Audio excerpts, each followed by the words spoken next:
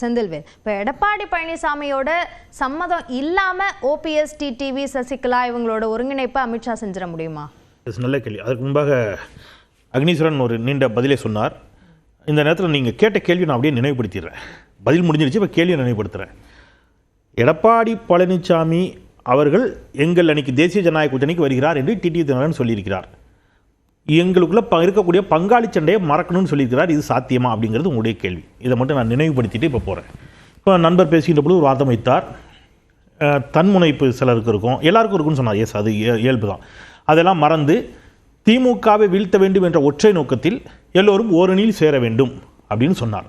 அவர் என்ன சொல்கிறார் நான் புரிஞ்சுக்கிறேன்னா, டிடிவி தினகரன், ஓபிஎஸ் உள்ளிட்டவர்கள் எல்லாம் எடப்பாடி பழனிசாமி அரவணைத்து செல்ல வேண்டும் அப்படின்னு அக்னீஸ்வரன் சொன்னதாக நான் புரிந்து கொள்ளலாமா? அதிமுக தலைமையில் தான் சொன்னேன். நான் திரும்ப கேக்குறேன். ஐயோ இல்லங்க, அதிமுக தலைமையில தாங்க. அதிமுக தலைமையில கூட்டணி.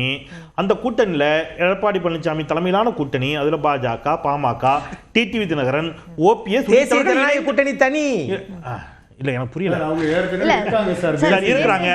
இல்ல எனக்கு ஒரு விஷயம் தாங்க, ரொம்ப சிம்பிள். அக்னிஸ்டர் நான் ரொம்ப தெளிவா, இன்னும் தெளிவா எளிமையா கேட்டுறேன். தேசிய ஜனநாயக கூட்டணியில ஓபிஎஸும் டிடி தினகரனும் ஏற்கனவே ஒரு அங்கம் வச்சுக்கலாமா?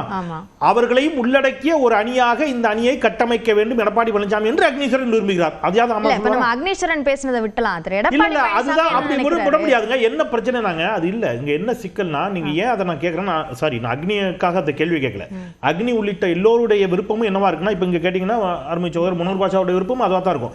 திமுக வலிமையான கூட்டணியாக இருக்கிறது, அதை வீழ்த்த வேண்டும் என்று சொல்லுகிற பொழுது அதற்கு எதிராக இருக்கக்கூடிய எல்லா கட்சிகளும் ஒரு அணியில் தர வேண்டும். இது பொலிட்டிக்கல் ஸ்ட்ராட்டஜி, தப்பு இல்ல.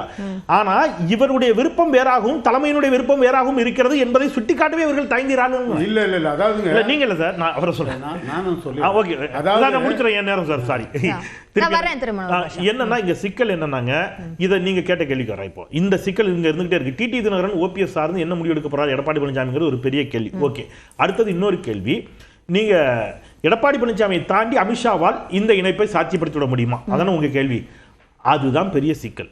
சாத்தியப்படுத்த முடியுமாங்கிறது பெரிய கேள்வி. எடப்பாடி பழனிசாமி அதற்கு நிச்சயமாக எவ்வளவு தூரம் சம்மதிப்பார் அப்படிங்கிறது மிகப்பெரிய கேள்வி. அதுக்கு ஒரு உதாரணமும் சொல்றேன்.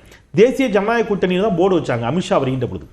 ஆனால் மத்தியானம் வரைக்கும் போய் சாயங்காலம் வரும்போது தேசிய ஜனநாயக கூட்டணிங்க அதை மாற்றிட்டு என்ன ஆச்சுன்னு நம்ம பார்த்தோம். அப்போது அந்த அந்த அதை பயன்படுத்தக்கூட முடியாத இடத்துக்கு ஏன்னா எடப்பாடி பழனிசாமி முற்று முழுவதுமாக அதை என்ன செய்யலை, விரும்பலை அப்படிங்கிறது ஒரு சிக்கல்.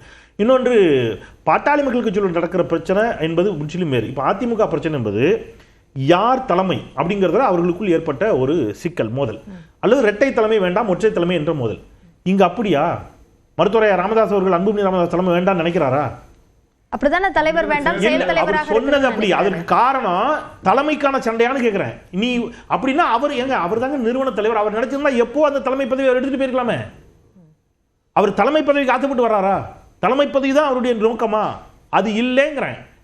அவர் தலைமை பதவி அப்படின்றது நோக்கம் இல்ல. ஆனா தலைவர் பதவியை யாருக்கு கொடுப்பது அப்படின்றதுல அவரோட எம்ஜிஆர் அவர்கள் அதிமுக உருவாக்கினார். அதிமுக தலைவர் பதவி எனக்கு தான் எம்ஜிஆர் சண்டை போடுவாரா? மாட்டவே மாட்டார். எம்ஜிஆர் தானே இங்க எல்லாமே.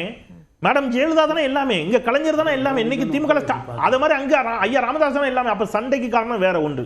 அப்புறம் அக்னி இன்னொன்று ஒரு கருத்தை சொன்னார். என்ன சொன்னார் அப்படின்னா, நீங்க பாமகவுக்கு ஒரு அது வரவேற்கத்தக்க ஒரு கருத்து தான் அவருடையது. எப்படி சிந்தாமல் சிதறாமல் திமுகவை திரு ஸ்டாலின் அவர்கள் கையில் கலைஞர் கொடுத்து சென்றாரோ, அது அவர் சரியாக எடுத்துகிட்டு போகிறாரோ அவர்கிட்ட இருந்து அதை மாதிரி கற்றுக்கொள்ள வேண்டும் அப்படின்னு பாமகவுக்கு ஒரு நட்படிப்பில் ஒன்று சொன்னார். அதே நானும் சொல்கிறேன். பிரிந்து ஜே அணி ஜானி என்று பிரிந்து மீண்டும் அதை ஓரணியில் ஒன்றிணைத்து அதிமுகவை மிகப்பெரிய சக்தியாக வளர்த்தெடுத்து அந்த அதிமுகவை சிந்தாமல் சிதறாமல் விட்டுட்டு போனாங்க மேடம் மரியாதைக்குரிய ஜெயலலிதா அம்மையார்.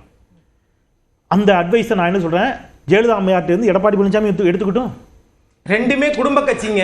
எது ரெண்டும்? அண்ணா திமுக குடும்ப கட்சியா மாத்த பாக்குறாரு செந்தில்வேல் சார். எது குடும்ப கட்சி? எது ஓபிஎஸ் குடும்பமா? டிடி தினகரன் குடும்பமா? பாமகவும் திமுகவையும் சொல்றேன். சரி, அப்ப ஓகே, ஒரு சேர மாட்டீங்க. ஒரு குடும்பத்தின் கையில் தான் அந்த கட்சிகள் இருக்குது. ஓபிஎஸ் சேர்த்துட்டா குடும்ப கட்சியா மாறிடுமான்னு கேக்குறாரு.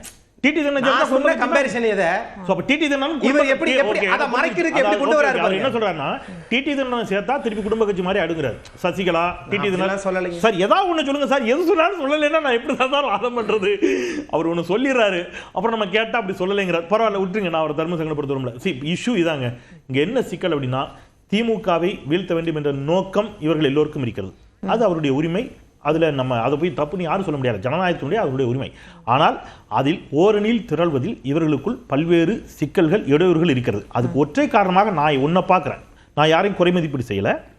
இப்போ மேடம் ஜெயலலிதா இருந்தாங்கன்னு வைங்க, இந்த பிரச்சனையும் வந்திருக்காது. ஏன்னா ஆளுமை மிக்க ஒரு லீடர், ரைட்? இப்போ எல்லோரையும் கன்வின்ஸ் ஆக்கி எல்லோரும் சொல்வதை கேட்கக்கூடிய இடத்துல ஒரு ஆளுமை மிக்க லீடராக அந்த அணியில கம்பேரிட்டிவ்லி ஜெயலலிதா மேடம் மாதிரி அந்த அணியில் இருக்கக்கூடிய தலைவர்களை மட்டும் தான் நான் கம்பேர் பண்றேன். திருப்பியும் ரொம்ப கவனமா பண்றேன். அந்த மாதிரி ஒரு லீடர் இல்லாம போனது கூட ஒரு சிக்கலோ அப்படிங்கிறது என்னுடைய பார்வை. சரி திரு